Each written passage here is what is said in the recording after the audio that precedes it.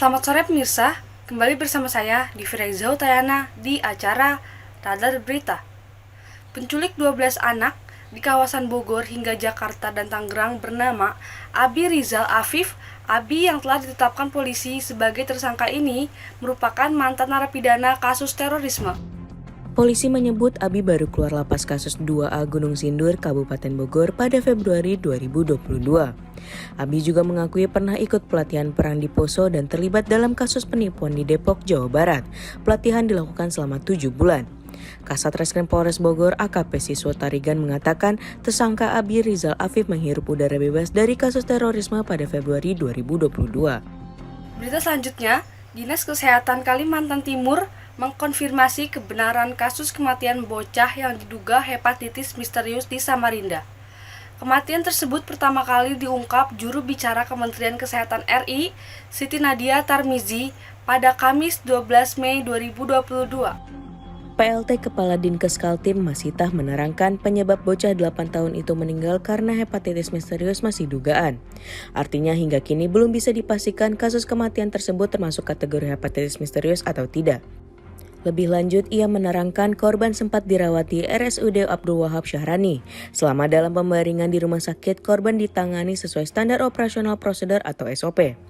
Dinkes Kaltim juga berkoordinasi dengan Dinas Pendidikan berbagai daerah di Kaltim karena karakteristik penyakit tersebut menyasar ke anak-anak. Pihak berpesan agar Disdik mengawasi serta mengedukasi para siswa untuk lebih waspada dan meminta supaya warga tidak panik. Dia memastikan wabah bisa dicegah dengan menjaga pola hidup bersih dan sehat. Berita terakhir, penambahan kasus harian COVID-19 secara nasional terlihat menurun. Saat ini, pemerintah masih berhati-hati adanya lonjakan kasus usai liburan Lebaran 2022.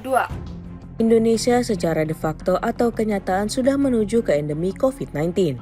Menteri Koordinator Bidang Pembangunan Manusia dan Kebudayaan Muhadjir Effendi mengatakan kondisi tersebut berdasarkan data dari COVID-19 di Indonesia. Di antaranya angka kasus aktif, positive rate, tingkat okupansi rumah sakit, dan angka kematian yang rendah. Transisi pandemi menuju endemi dipertaruhkan setelah liburan Idul Fitri tahun 2022. Jika setelah Idul Fitri tidak ada penambahan kasus yang signifikan, maka COVID-19 di Indonesia akan segera menjadi endemi. Presiden Joko Widodo mengatakan ketahanan kesehatan dan kesiapsiagaan dunia terhadap pandemi tidak cukup kuat. Ia mengajak negara-negara di dunia untuk bekerja sama mengatasi pandemi serta membangun arsitektur kesehatan dan kesiapsiagaan yang lebih kuat. Sebagai informasi, data vaksinasi Kementerian Kesehatan atau Kemenkes periode 13 Mei 2022, dosis pertama yaitu tercatat sebanyak kurang lebih 200 juta atau sekitar 95,80%. Dosis kedua yaitu sekitar 160 juta atau sekitar 79,75%. Sedangkan dosis ketiga atau booster mencapai 42.210.629 atau sekitar 20,27%.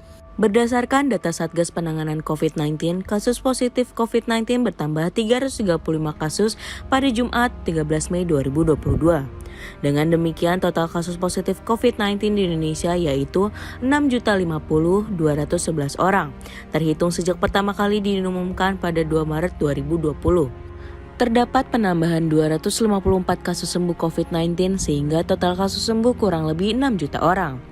Kasus kematian akibat COVID-19 bertambah 10 orang. Dengan demikian, total orang meninggal dunia menjadi kurang lebih 157.000 orang. Saat ini kasus aktif bertambah 71 kasus, sehingga tercatat 5.000 kasus aktif di tanah air. Pemirsa, informasi tadi mengakhiri perjumpaan kita di Radar Berita kali ini. Saya Divira Zautayana dan segenap kru yang bertugas pamit undur diri. Selamat sore dan sampai jumpa.